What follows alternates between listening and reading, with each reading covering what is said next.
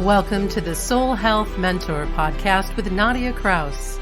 Learn how to move your awareness out of your mind and into your heart so you can embody your divinity, experience joyous peace of mind, and create your most vibrant life by opening to receive your soul's sacred medicine. Hello, beautiful soul. Hello, strong heart. Hey, brilliant listener. Welcome back to episode number 77. I recently recorded a podcast episode asking you if the role you are playing is serving you. It was actually the last episode that I created. And this episode builds on that episode. So if you haven't listened to number 76, I invite you to do so.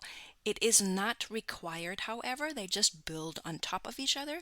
We're having this continuous conversation about soul health, what that means, how you can practice it, and how it takes out of your mind and into your heart wisdom, because your heart's capacity can give you knowledge that your rational mind or just the components of the mind, they just cannot contrive the wisdom that actually comes through your heart space. So I asked you the question, does the role you are playing serve you? Because there is such a thing as a mother wound, a father wound, and I'm going to tell you a story of archetype repatterning in this episode. So what you can expect is that I'm going to guide you through a process of archetype repatterning that begins with awareness by helping you reflect your money story and how you can empower yourself in this regard. And the reason that we're touching base with the money story is because this used to be a big topic in my family. My parents would fight about money. My parents would have power struggles because of money. And my parents were always chasing money, were always chasing shiny object syndromes, had shiny object syndrome, chasing money in the hopes that that would make them feel better. And let's get real. Money is something that we do need in this lifetime, and money as an energy is actually completely neutral, but it's highly emotionally charged, and it really does control the experience that you have here on earth, because when you have $50 for lunch, it's going to be a very different experience to have a $50 lunch than if you only have $5 available. Then you're very restricted and limited in your choices. And in that context, that was just a theme in our family. So I had to literally look at my mother wound, look at my father wound, and start a journey of archetype repatterning. And the best way I can guide you through a process is by me sharing what I've learned on my journey. So I share my personal money story with you and my journey of archetype repatterning and the resulting empowerment by beginning with the money story of my parents and my heritage, because it's so much more than just your parents. There's generational healing involved. There are ancestors that have also had the same kind of patterns, and there's a lineage. There's a maternal lineage, there's a paternal lineage, and if you see yourself as a soul having a human experience, which I think you do, because I don't think you'd be listening to this podcast if you weren't open to that idea. So if you know, let's just say you are a soul having a human experience, then you also know that you have a whole lineage of souls. There's ancestors, there's a soul group. You keep reincarnating with your soul family, and in different roles you act out different scenarios. And this is the way your soul grows in being human. Your soul has the intention to grow and expand and experience itself as the human soul, and you have a original divine soul's blueprint. That's your soul's origin when it's not incarnated in a body, with spiritual gifts, with potential. And that divine potential wants to be lived. And when you start aligning to your soul's gift, your divine potential, then you can create soul health. And I literally describe soul health as all encompassing health, which means you will manifest physical health and radiance. You will manifest emotional well-being and balance. You will manifest mental calm, clarity and focus, peace of mind. You will manifest and experience spiritual awakening and consciousness. And your soul wants you divinely self-expressed, authentically self-expressed, as the wonderful and beautiful soul that you are, the strong heart that you are, with your gift serving you and others. So that's what we're talking about here continuously at Soul Health Mentor. So let me get back to what I'm going to share with you today. So basically, I'm going to start with the money story of my parents and my heritage. And I'm going to follow that up with the 5 top lies that I rejected early on in life. And lastly, I'm going to share the negative stories that developed from witnessing my parents in their money drama. It was always money drama and relationship drama in my family. And I welcome, no, let's say it this way. Yes, I welcome you. I welcome you here at Soul Health Mentor Podcast. But what I actually wanted to tell you is that if you haven't listened to the welcome episode, episode number 1, where I share with you that my parents were spiritual seekers with really good intentions. They were really great people, and they were always encouraging me to follow my dreams, and they were always telling me that you can have everything you want in life. But unfortunately, they didn't have the tools that I now have available. They are the reason that I started looking for those tools. So just for more context, listen to the episode, the welcome episode, episode number 1. I did link it in the show notes blog, soulhealthmentor.com. If you go there, you'll see the top left button will take you to the Soul Health Mentor show notes blog, and this is number 77. So that's how you can find the links. And the reason I wanted to mention that, because I'm not bashing my parents. We have done so much healing work as a family. We did a lot of healing, my mother, me, and my brother, when my father died. And when my mom was passing, there was a lot of healing going on there as well. So the mother and father wound in my life and my lineage, paternal and maternal, has been healed. And what it means, it's no longer a gushing wound bleeding all over the place. It is a scar, but it has healed. And I can share with you what I've learned and how the story of archetype repatterning needed to be told through my life, because that is what helped heal it. All right, let's just start. So I've got it written down, like I did this exercise for myself recently, and I wrote down the top 10 lies and negative stories my parents carried and that I actually was holding subconsciously. So I could only write this down so clearly because I'm continuously doing my own healing and empowerment work. And healing and empowerment work is like peeling an onion. It doesn't happen all at once. it goes really deep, and especially if you work with the Akashic records, you're also retrieving your power that is bound in old negative karmic loops and blocks and restrictions. You're retrieving that power when you're doing clearing work, and you're understanding yet another layer of yourself, your lineage, your ancestry, your heritage. It goes really deep. And recently that had happened. It was actually quite fabulous how divine timing is always right on time.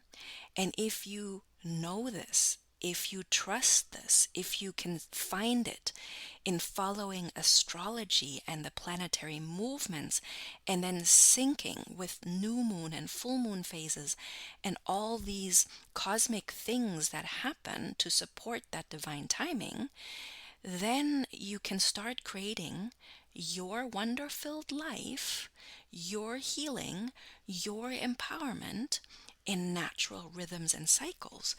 And I also created a podcast episode around that. That is episode number 54. So that would be helpful for you as well to listen to.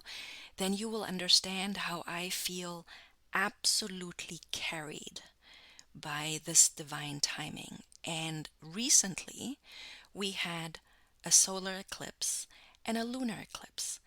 And a solar eclipse gives you an extra boost of energy to take action, to course correct the things that aren't on the right trajectory in your life.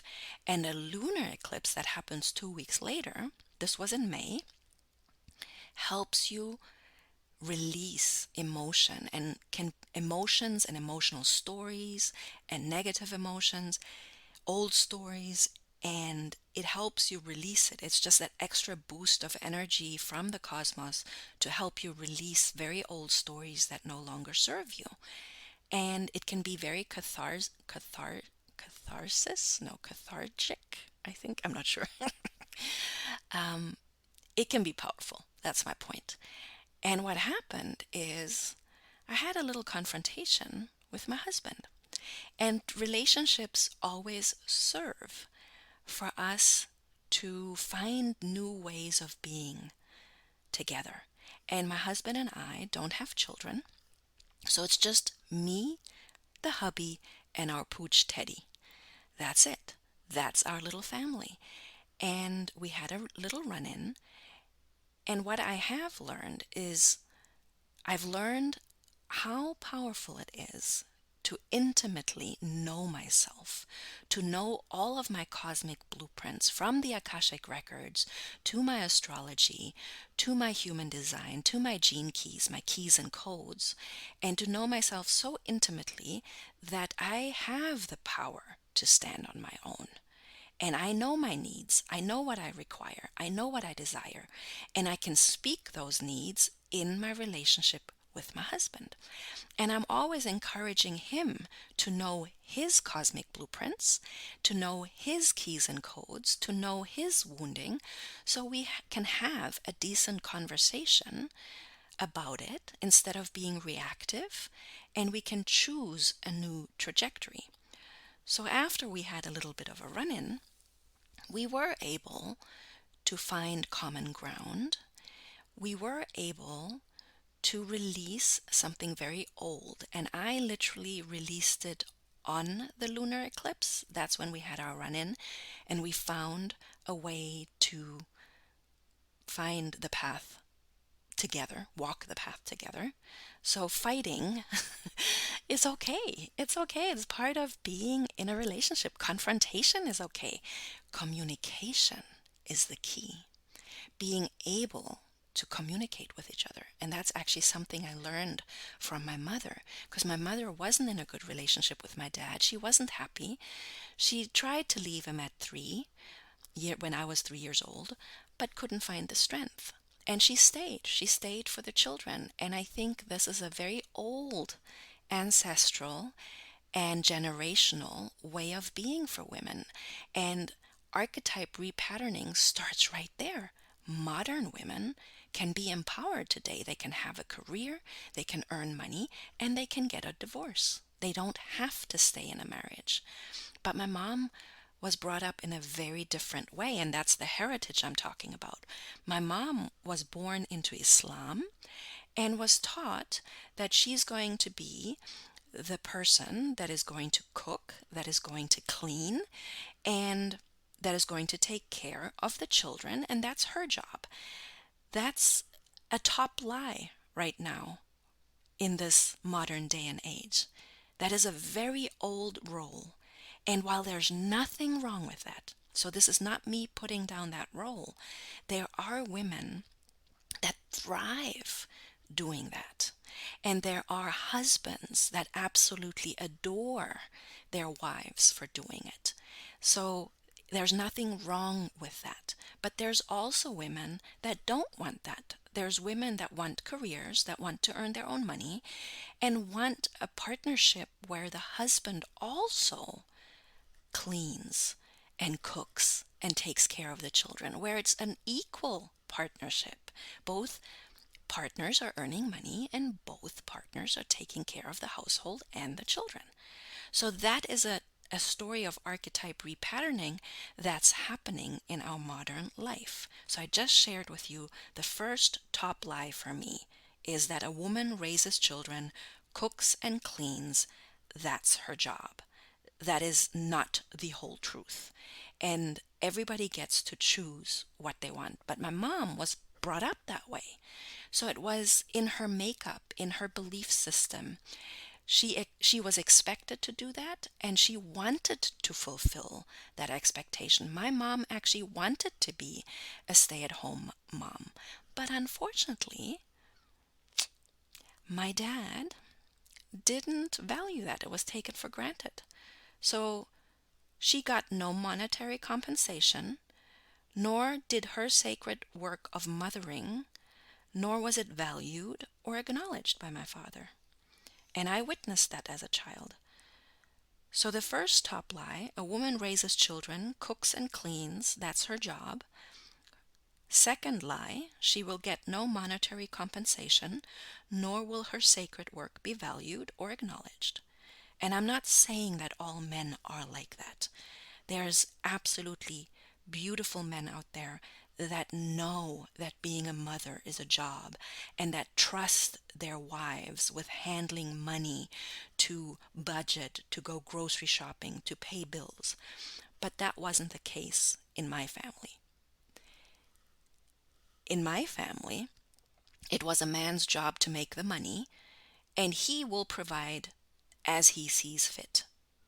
If the man of the house wants to waste money on things, be irresponsible with it, he can, because after all, it's his money. I just shared 2 more lies with you. And the 5th lie, a mother has very little value in the work she does, and she has to choose between raising her children and making money. Now I know that's harsh. But that's what I wrote down after my husband and I recently had a little run-in, because I realized that I was 14 years old when I started waitressing to earn my own money and emancipate myself in that way, because I rejected those 5 top lies as early as 14 years old. At 11, I was telling a school friend how important it was for me to make money. That is what I started seeing very clearly back then already. But what I didn't realize is that those are very negative stories that were looping in my system. And although I did everything I could since a teenager to emancipate myself, to be financially empowered, to be independent, the crazy thing, this is the power of generational karmic loops. I still ended up living my mother's life, in the sense that I got married very young. I got married at 20, And it was always my husband that was taking care of the big things in life: paying rent, buying cars, paying electricity, water. I would always earn my money on the side to do the things that I wanted to do and to contribute in smaller ways in our relationship. But I definitely never was as financially empowered as he was. Now, again, there's nothing wrong with that. But literally, the negative stories that developed from witnessing my parents in their money story were: I am not worth being taken care of by my father, the father wound, because he didn't take care of us.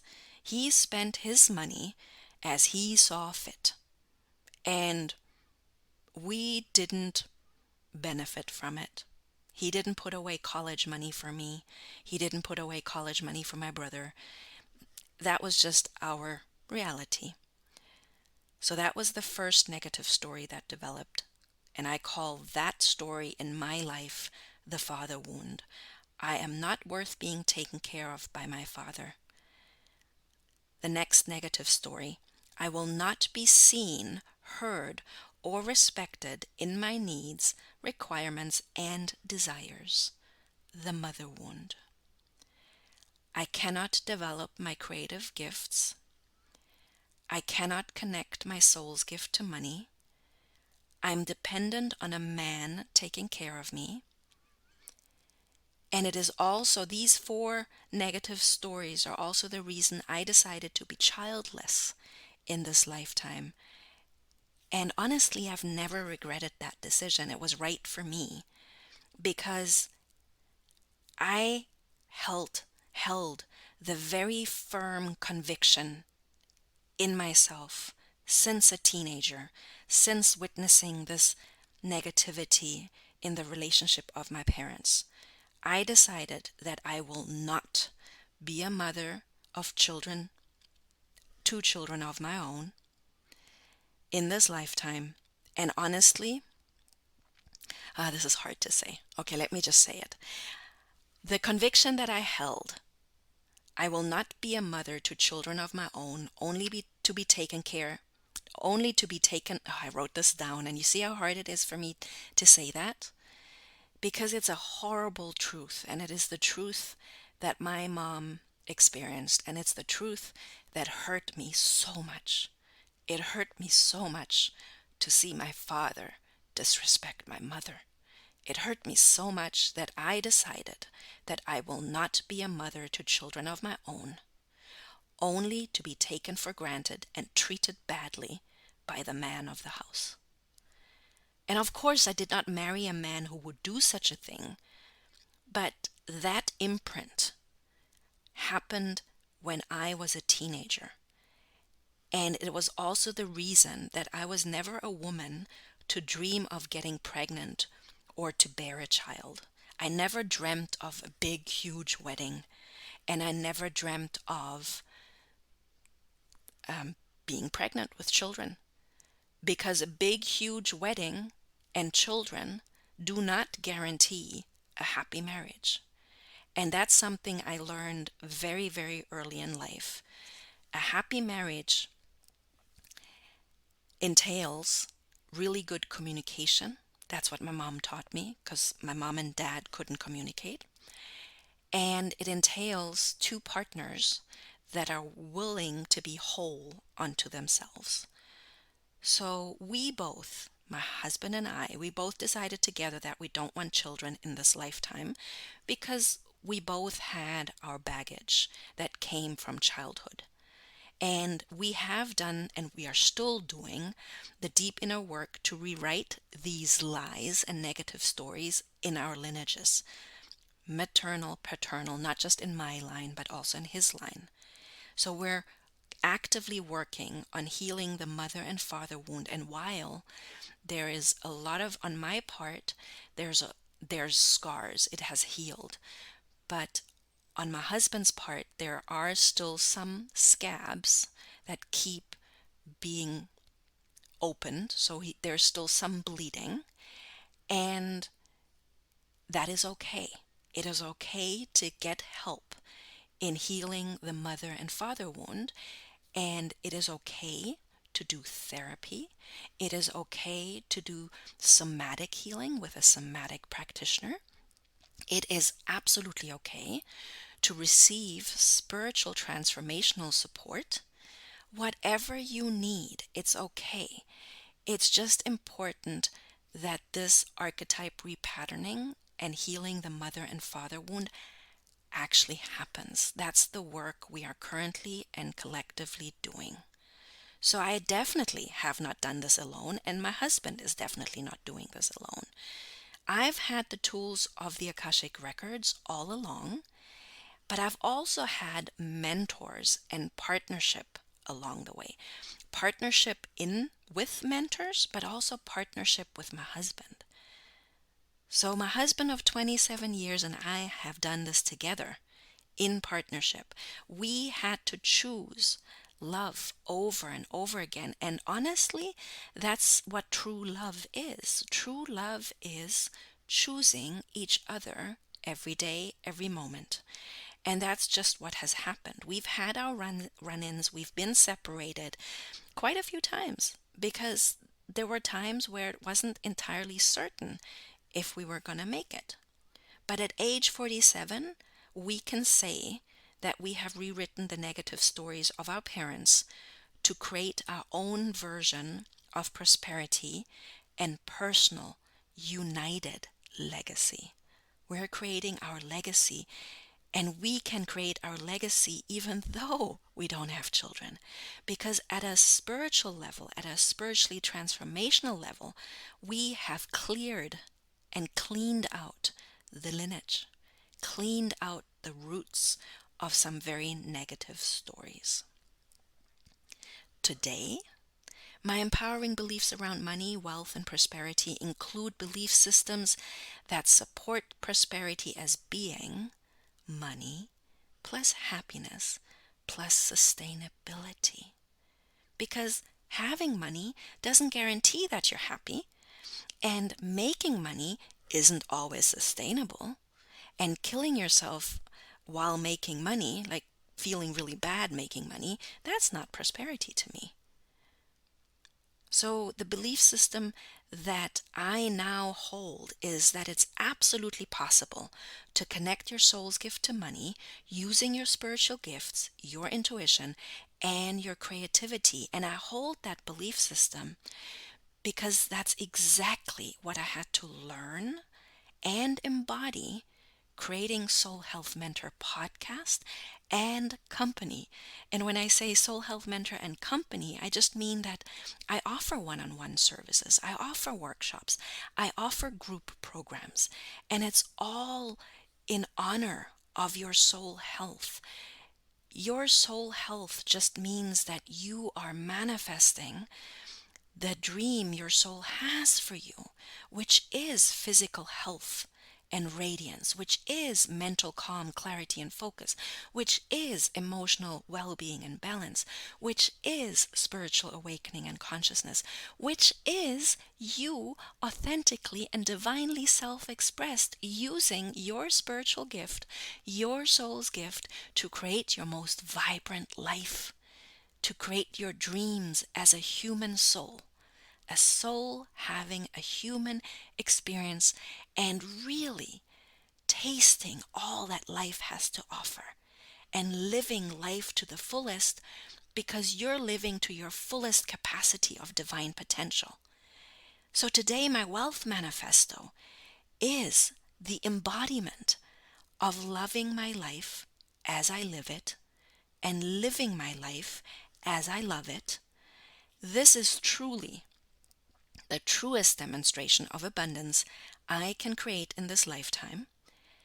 And in this process of embodying my wealth manifesto, I have discovered that all answers lie within.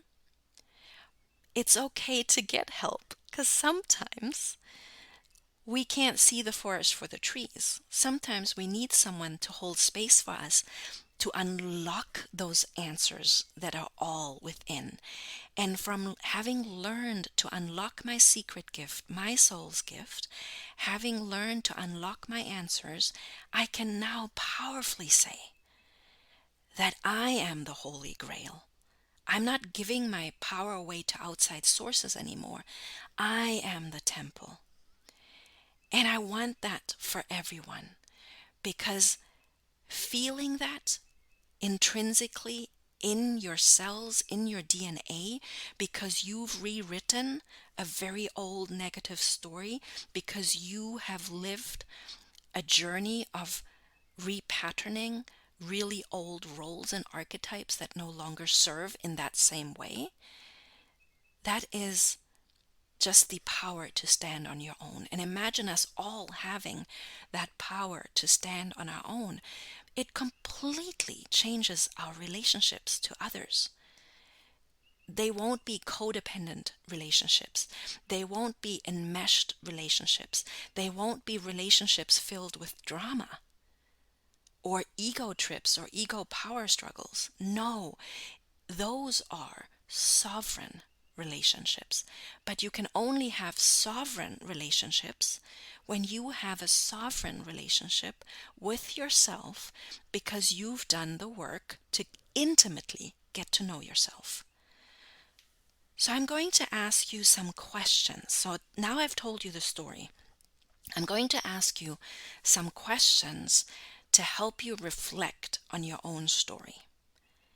The first question is, have you identified your lots of ooh, lots of bloopers in this one, but that's okay. I'm super excited, and there was just so much that I needed to tell you. So let me start again. Have you identified your top 10 lies and negative stories around money yet? Have you started the healing and empowerment journey? If you haven't, that's okay. Then I recommend you read books such as, so I have 3 tips for you, and you can choose the book title that speaks most to you. So the first book is Easy Breezy Prosperity by Emmanuel Duggar. The second book is Money, Manifestation and Miracles by Mary Flor Toneato. The third book is It's Not Your Money by Tasha Silver. So if you haven't started your healing and empowerment journey around money yet, I recommend you get any one of those books and you just begin. If you have done some work, then you might be able to identify your top 10 lies and negative stories around money. And little hint, they do originate in childhood. They do originate through your parents, mother, father, or grandma, grandpa, uncles. It's the belief systems that your family hold. And when you as an adult start doing the work, you excavate what you've taken over and then you rewrite it. The next question, do you desire to unlock your answers to understand this better? And if it's a yes, I just want to congratulate you, because that is the first starting point. Facing that you actually want to unlock your answers to understand better, even though you might not know how. The books I mentioned will have some answers in store for you. There's lots of exercises in this book, and then you will learn by doing, by giving it a chance. I also wanted to ask you if you carry a lot of emotional baggage around the story of money and creating prosperity for yourself. And again, if you say yes, I want to congratulate you, because having that awareness that you carry a lot of emotional baggage that does come from your parents and your family and your childhood, that is a starting point. That is where you begin. And you will be able to change things as you see them, because you cannot change what you cannot see. And you will be able to heal things as you feel them, because you cannot heal what you cannot feel. If it's frozen in your being, if you've suppressed it so much, those feelings need to thaw. They need to be felt. They need to be honored so that you can release them. And then I wanted to ask you the question, do you desire mentorship in doing the inner work to transform this way of being, this painful way of being, or this way of being where you are anchored in scarcity consciousness instead of having a safe haven of prosperity consciousness? And the reason I ask you that is because I'm a mentor. I'm a soul health mentor, and I'm here for you. I'm here for you in podcast episodes, absolutely. But if you want someone to accompany you on this healing and empowerment journey, I'm here for you. I'm here for you. And you can go to the show notes blog to find out how you can have a connection and clarity call with me to explore this option further. All right? If I don't tell you that I do this work, then you will find support somewhere else, of course. The universe is very resourceful. But if you've been listening to this podcast regularly, I would love to work with you. I would love to get to know you. All right. Thank you so much for being here. Before I sign off today, I just wanted to let you know that there's a new rhythm of Soul Health Mentor podcast episodes dropping. And instead of it being weekly, it's going to be on the 10th, on the 20th, and the 30th of each month, because I had to reflect. I was stressing myself out big time in doing bonus episodes in German and English and trying to do that every week. It was really stressing me out. Although I wanted to, I was very enthusiastic about it. I did it for more than a year, and now I'm just being good to myself, because that's what self-love leadership is. I'm being compassionate with myself, and this new rhythm just makes more sense. The 10th, the 11th, the 10th, so many bloopers. The 10th, the 20th, and the 30th, and the German episode will drop the next day. All right. Thank you so much. See you on the 20th. Or hear you. Oh boy. Colloquial see you. Bye. Thank you for listening to the Soul Health Mentor podcast with Nadia Kraus. If you like what you heard, please subscribe, rate, and review at Apple Podcasts or wherever podcasts are playing.